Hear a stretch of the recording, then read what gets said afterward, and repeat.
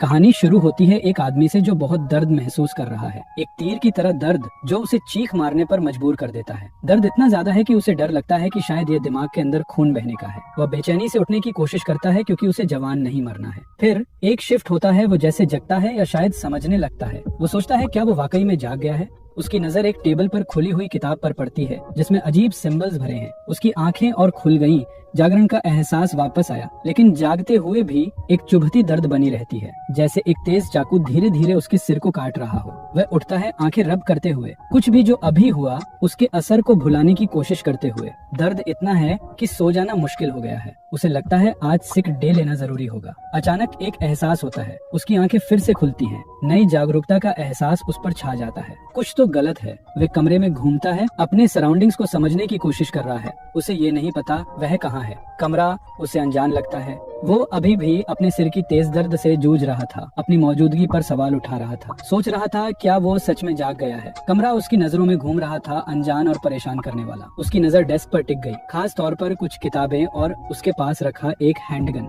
वो डेस्क उसके लिए अजनबी था, कुछ ऐसा जो वो समझ नहीं पा रहा था। पूरा कमरा पहचानने लायक नहीं था। उसने अपने हाल को जांचने के लिए एक पल लिया। कमरे में अजीब सी खामोशी थी, सिर्फ उसका दिल तेजी से धड़कते हुए उस खामोशी को तोड़ रहा था। फिर उसकी नजर खिड़की पर गई। बाहर रात के आसमान में एक अजीब लाल चांद था जो अनजाने शहर पर एक अजीब सा उजाला डाल रहा था। उसने अपना सिर घुमाया और उसकी आंखें खुल गईं जब उसने अपने आसपास देखा। उस पर एक रियलाइजेशन का लहरा आया।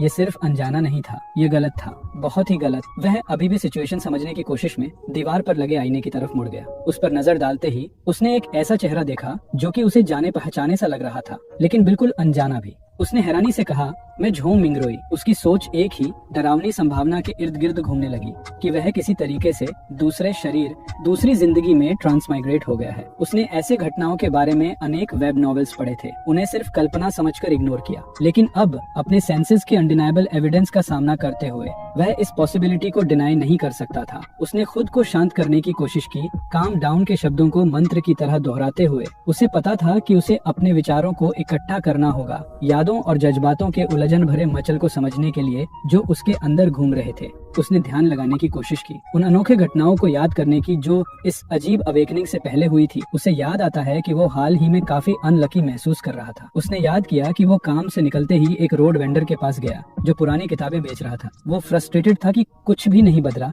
और उसने सोचा कि ये सब कुछ बकवास है, लेकिन तब एक डरावना ख्याल उसके दिमाग में आया। क्या ये हो सकता है कि वो उस लक एनहांसमेंट रिचुअल की वजह से ट्रांसमाइग्रेट हो गया है? उसने याद किया कि उसने ये किताब खरीदी थी। समझ नहीं आता था कि उसे ऐसा करने का क्या ख्याल आया। इंस्ट्रक्शंस को फॉलो करते हुए उसने अपने कमरे के चारों कोने में स्टेपल खाना रखा और लक एनहांसमेंट रिचुअल किया। अचानक उसके दिमाग में यादें भरी, यादें जो उसकी नहीं थी। उसने एक छोटे लड़के को देखा जो जमीन पर बैठे हुए किताबें पढ़ रहा था। नाम क्लाइन मोरेटी उसकी सोच में आया। उसका सिर फिर से दर्द करने लगा। उसने दर्द से अपना सिर पकड़ लिया जब और यादें उसकी आंखों के सामने चमकने लगी। उसने एक जवान लड़के को देखा जो नॉर्दर्न कॉन्टिनेंट के लुएन किंगडम का नागरिक था, अव्वा काउंटी के टिंगन शहर से। फिर उसने एक जवान लड़की और लड़के को देखा जो फॉर्मल अटायर में थे, दोनों शांति से मुस्कुराते हुए। यादें भरी, कंफ्यूज करने वाली और दर्दनाक थी। यादें झो मिंगरी के दिमाग में बहते हुए क्लाइन मोरेटी की जिंदगी का एक साफ तस्वीर बना रही थी। उसने जाना कि क्लाइन के बाप एक सार्जेंट थे इंपीरियल आर्मी में, एक सोल्जर जिन्होंने सदर्न कॉन्टिनेंट के साथ एक कॉलोनियल कॉन्फ्लिक्ट में अपने आप को कुर्बान किया। उसके पिता के बलिदान के फलस्वरूप क्लाइन के परिवार को जो पेंशन मिली उससे वो एक प्राइवेट ग्रामर स्कूल में दाखिला ले पाया।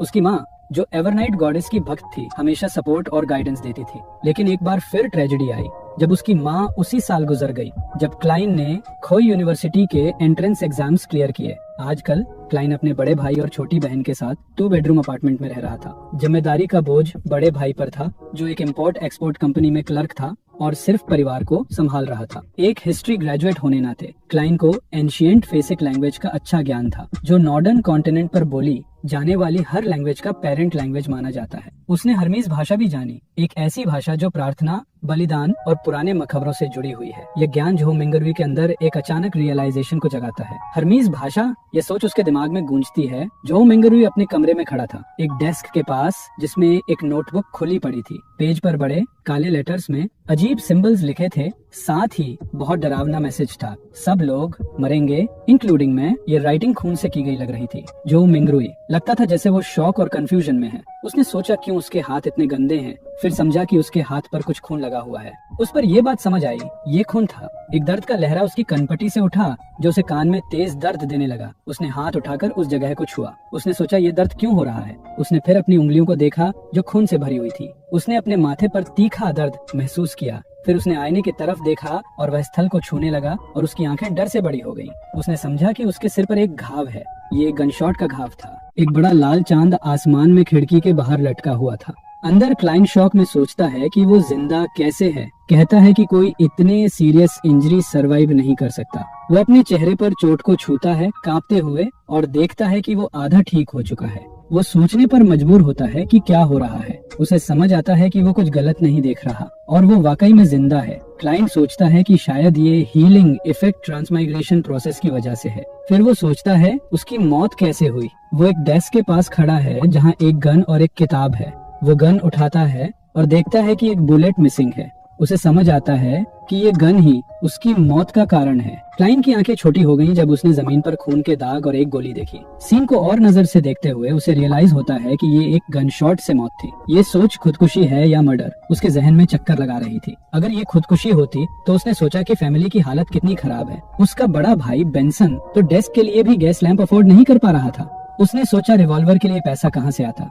लेकिन अगर ये मर्डर है तो किलर का मकसद क्या है। एक गरीब लोअर क्लास हिस्ट्री ग्रेजुएट से क्या दिक्कत हो सकती है। क्लाइन अपने चेहरे को सिंक में धोता है। फ्रस्ट्रेटेड है कि इस बॉडी के ओरिजिनल ओनर की फ्रैगमेंटेड यादें कोई और क्लू नहीं देती। लेकिन वो इस बात के लिए शुक्रगुजार है कि उसने खुद को एटलीस्ट साफ किया। उसका इरादा है कि बाद में जमीन पर खून साफ करेगा ताकि उसकी छोटी बहन मेलिसा डर न जाए।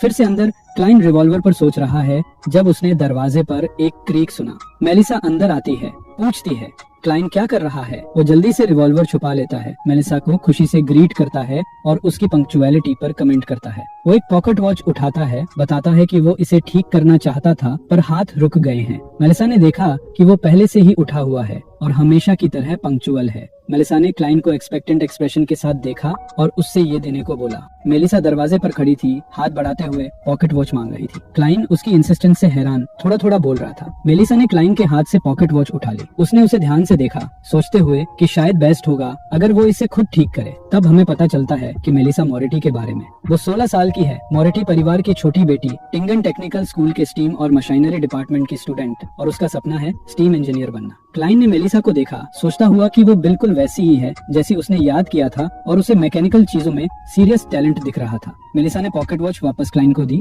अब वॉच टिक कर रहा था। क्लाइन हैरान था कि उसने इसे कैसे ठीक किया। मेलिसा ने क्लाइन को चिंता से देखा। क्लाइन उसकी नजर से कंफ्यूज्ड हो गया, सोचता कि क्या वो उसे मेंटली हैंडीकैप समझती है। बाद में क्लाइन ने 2 लोफ ब्रेड एक प्लेट पर रखे। वो बताती है कि वो उसके इंटरव्यू के लिए लैम्ब और पीस टू बनाएगी। मेलिसा ने क्लाइन को याद दिलाया कि वो फ्रेश ब्रेड खरीदे, लेकिन सिर्फ 8 पाउंड। उसने उसे समझाया कि मौसम गर्म है, अगर ज्यादा लिया तो जल्दी खराब हो जाएगा। मेलिसा ये भी याद दिलाती है कि लैम्ब और पीस मत भूलना। क्लाइन एग्री करता है, उसकी प्यार भरी चिंता को समझता है और अगर उसने आज कुछ जरूरी खाना खरीदा तो इसका मतलब ये होगा कि वो एक और लक एनहांसमेंट रिचुअल कर पाएगा और फिर वापस ट्रांसमाइग्रेट कर पाएगा। सीन शुरू होता है क्लाइन के साथ, जो एक डेस्क के ड्रॉवर में कुछ तलाश कर रहा है और बंक बेड के नीचे झांक रहा है, जैसे वो कुछ खास ढूंढ रहा हो।